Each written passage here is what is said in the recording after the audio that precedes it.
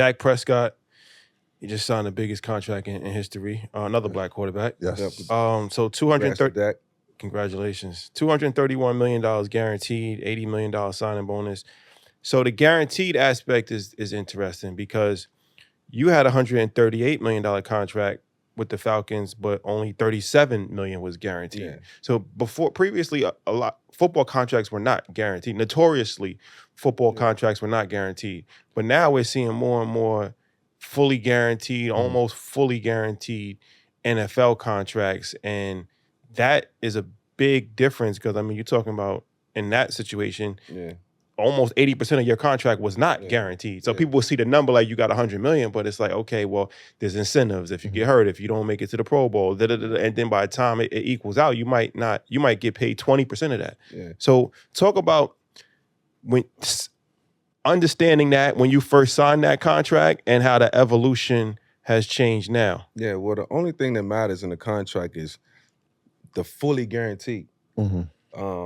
The rest of it be incentive-based and just fluff. Those are agents that, yo, make this contract $220 million that's for the brand. You know, what we as players see is the fully guaranteed. So it might be, $200 million, but not for guys now, $110 million fully guaranteed. It's still a lot of money. So when I signed my contract, it was $120 million, $37 million fully guaranteed. Or 34 or whatever. But that was in 2004.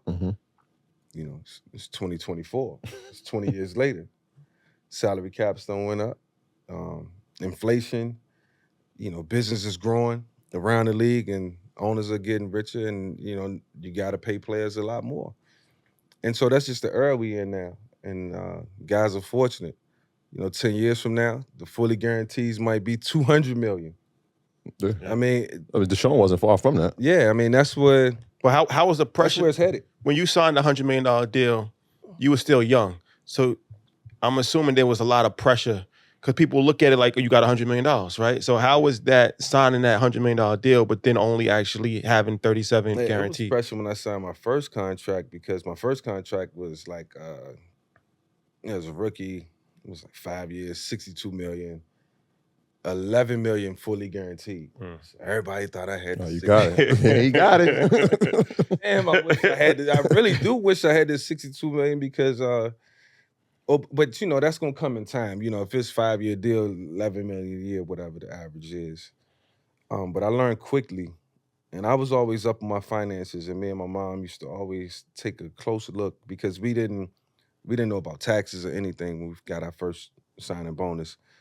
And once we seen it and we knew we had to account for it, it's like, we got to revamp our game plan for longevity. I was always thinking long term to make sure that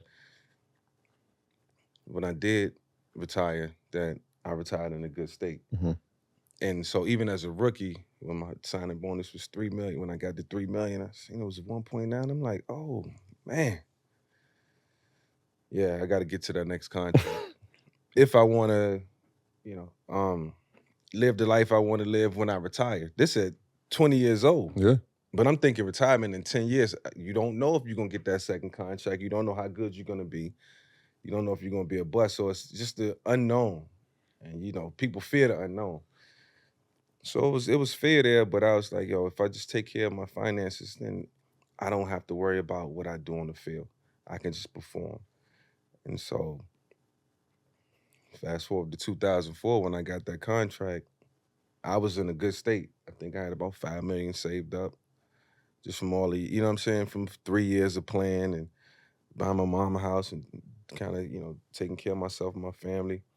And then I got the big contract. And so right then and there, I was like, okay, financially I'm set.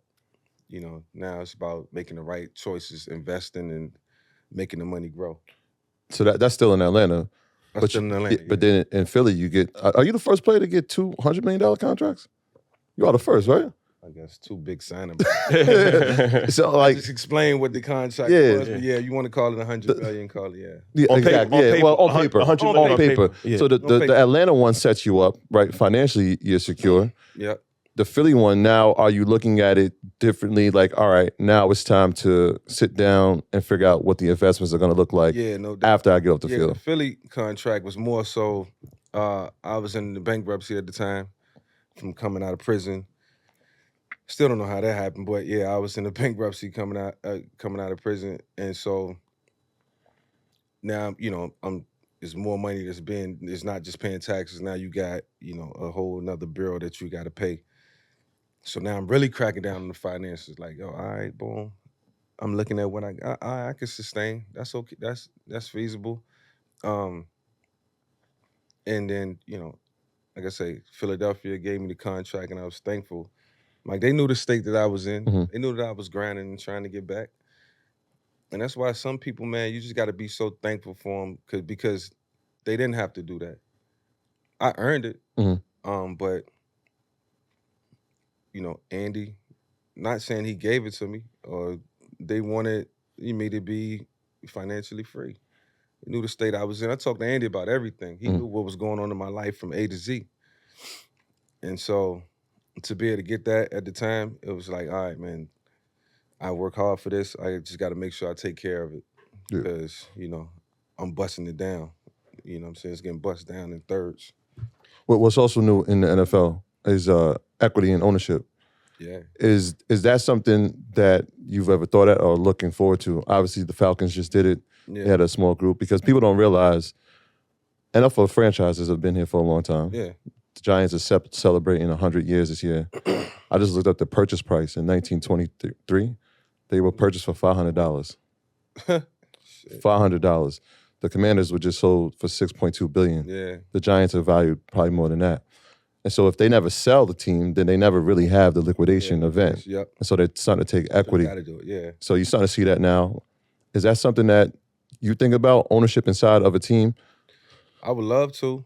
You know what I'm saying? I think that's another way to build financial wealth.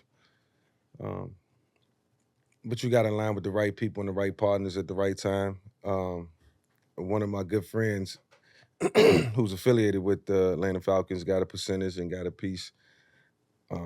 But that's not something that I'm looking for. It's not something that I wake up and say, "Yo, this is what I want to set my heart out to do." If it happens, it happens. If the opportunity presents itself, there are other entities that I got an opportunity to be involved in from a financial standpoint that can be a really good situation.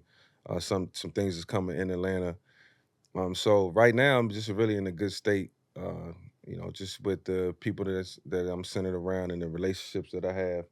And I think as you get older, that's really important to surround yourself with the right people who can help you on a day-to-day basis, make decisions and put you in the right situations that it's going to be beneficial for you.